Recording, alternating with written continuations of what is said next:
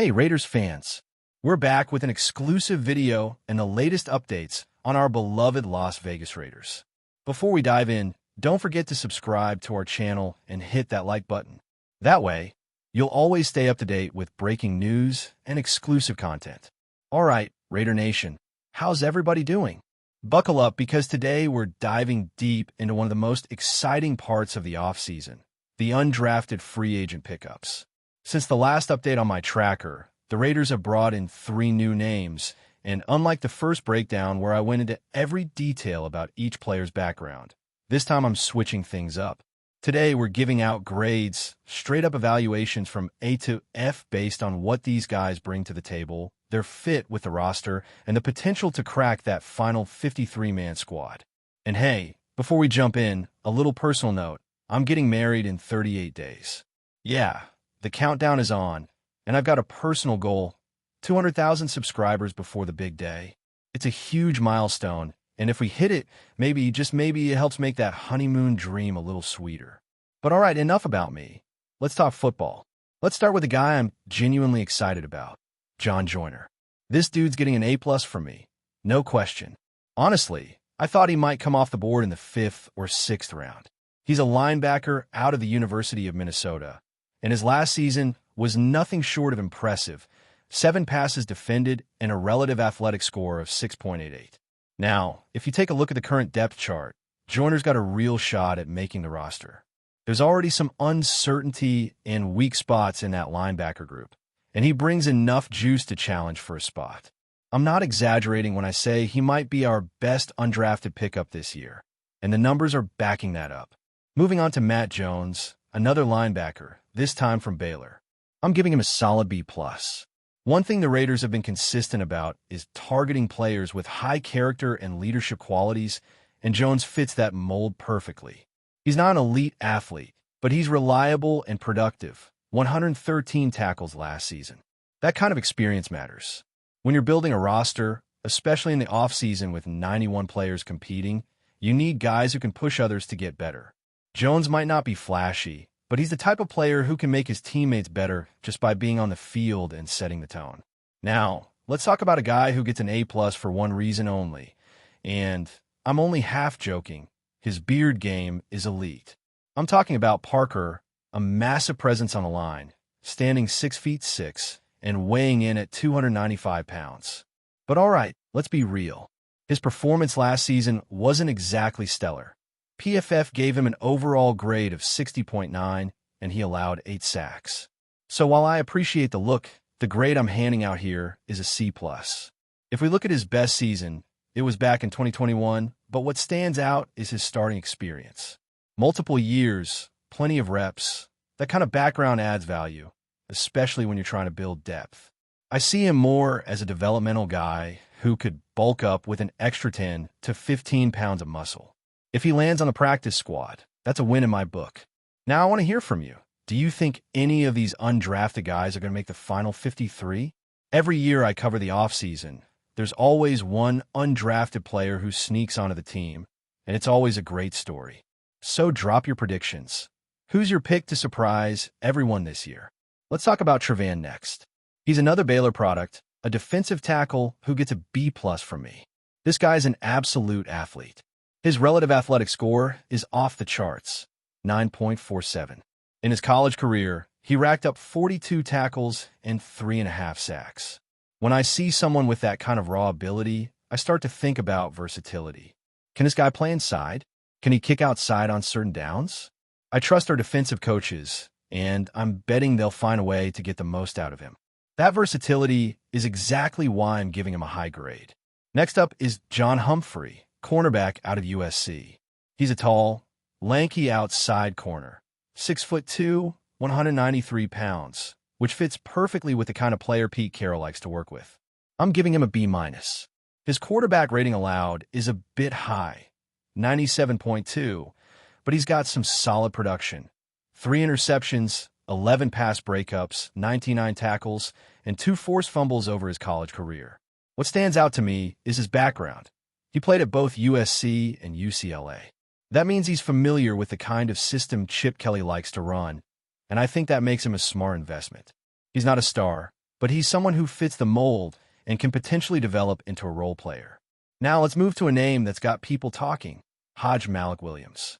My grade here is a C. I'll be honest, I'm hesitant to go higher just yet. Malik was a solid college quarterback, but making the leap to the NFL is a whole different animal. The team recently brought in a new wide receiver, clearly looking for athletic talent, and while Malik has that, I don't see a clear path for him at quarterback. That said, if he can show his athletic upside and maybe carve out a niche role, even as a gadget player, then things could get interesting. For now, I'm keeping the expectations in check. All right, let me take a quick pause here to shout out something that really helped me during my off-season training grind. I've been checking out a new supplement that combines BCAAs and electrolytes, and let me tell you, it's a game changer. 10 grams of BCAAs and EAAs in each serving. Perfect for muscle recovery and performance. It's got the hydration support, energy boost, and ingredients to help keep you going and avoid cramping. I've been using it as I try to stay in shape for the wedding. 38 days to go. If you're prepping for beach season or just trying to keep that energy up at the gym, this kind of supplement can make a huge difference. Now back to the gridiron. Let's talk about Greedy Bance Jr. I'm giving him a B+. He's bounced around a bit, transferred this past spring after spending 4 years elsewhere, but he brings something rare, immediate impact. That's not something you see every day from a player who's moved around. He plays the nickel position, which is still an area we need to upgrade. He's undersized, but his speed makes up for it, and when you combine that with his experience, it's a really solid pickup. Being a hometown guy from Los Angeles just adds to his story. And speaking of underrated stories, let's look at the quarterback out of Kansas. Now, this is one I was genuinely shocked didn't get drafted. I thought for sure some team would take a late flyer. He had 5 interceptions, 12 pass breakups, 49 tackles, and here's the kicker, 4 defensive touchdowns. That's the most ever for a Jayhawks defender. I'm giving him a great grade based on that alone. He's not the most consistent tackler, and his athleticism isn't top tier. Relative athletic score of 5.83, but he's a true competitor. Plus, he brings value on special teams with 236. Let's shift now to a versatile offensive lineman from Iowa State. He didn't get a deep dive from me during the initial evaluations, but one thing stands out: flexibility. He started at left guard, center, left tackle, and right guard. That's rare. Anytime you find a guy who can plug into multiple spots on the offensive line, you got to take a closer look. I'm giving him a good grade. Not elite, but definitely someone who can contribute, especially as injuries pile up over the season. Next, there's a tight end who I'd rate as average. 45 catches, 502 yards, 5 touchdowns. Not bad numbers at all. His hands are dependable, but he's not the most athletic tight, and we picked up.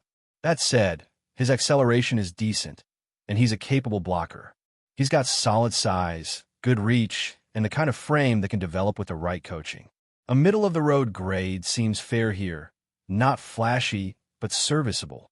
And yeah, if my voice sounds a little rough, it's because we've been grinding through hours of draft coverage over the past few days. You all have been incredible through it all. Fans, mods, the folks behind the scenes. Everyone who made our draft content a success.